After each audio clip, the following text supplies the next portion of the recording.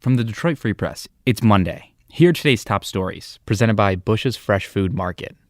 Calling all foodies, Bush's is hiring. Are you passionate about food, looking for growth, development, and excellent wages? Come grow with Bush's and apply online at bushes.com/join-our-team. That's Bush's, BUSCHS.com/join-our-team.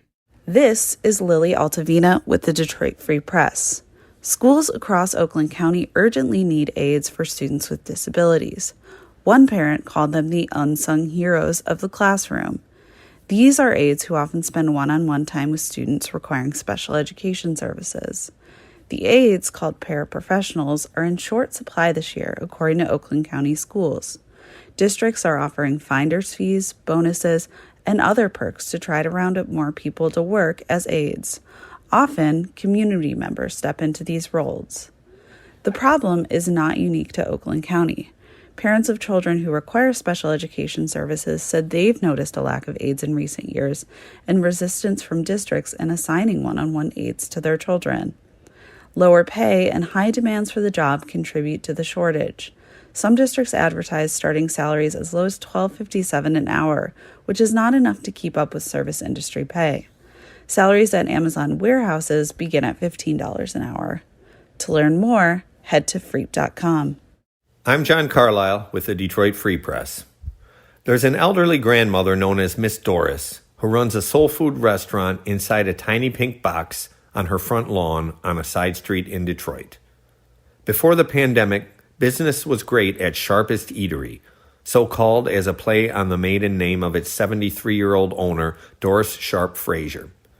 She was selling dozens of meals a day to people lucky enough to be in the know about this front yard restaurant, which is housed inside a pink-painted food trailer where meals cost a mere $5 for meat and 2 sides, including dozens of options like rib tips, pork chops, chicken wings, and smoked sausages.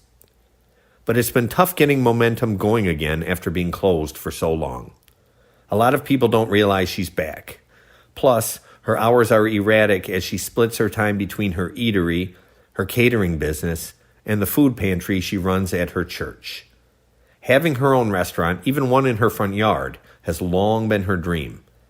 But if business doesn't pick up by the end of the year, she plans on calling it quits. And that might spell the end of one of the most unusual, unique restaurants in Detroit. For more, go to freep.com. This is Brian Manzullo, craft beer writer for the Detroit Free Press. Good news, Michigan. We have an outstanding taste in trashy beer. A website called Workshopedia looked at Google search trends data for the past 12 months and discovered the most popular quote-unquote trashy beer in each of America's 50 states. Michigan's most popular trashy beer? Stroh's. You know, the iconic Detroit beer that was invented way back in 1850 and has made a comeback in recent years with its Bohemian-style Pilsner and Detroit Lager, both brewed in Detroit. Now, it could be worse. 10 states had Natural Light as their most popular trashy beer. 7 had Michelob Ultra. Meanwhile, the only other state to prefer Stroh's? Ohio. Read more on this study on freep.com. I'm Kyle Davidson with the Detroit Free Press. After more than 20 years, a piece of history in Columbus Township is searching for a new home. At the corner of Gratiot Avenue and Palms Road, an old schoolhouse is sporting a new sign. Preserve history by saving the pink schoolhouse. Free to a good home. While the schoolhouse has served as a front office since 1995, owner Pete Cervini has offered the school back to the community to save it from demolition. He's even received an offer from Wendy Greer, the daughter of one of the school's last teachers. Of all the schools she worked at, the pink schoolhouse was her grandmother's favorite, Greer said. Greer is currently working to determine the cost of moving the schoolhouse onto her property nearby.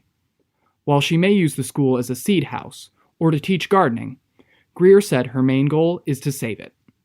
To learn more about the pink schoolhouse, visit freep.com. For more stories from the Detroit Free Press, be sure to check out freep.com. That's FREEP.com. If you're a fan and want to support our quality local journalism, subscribe. Go to freep.com/special offer.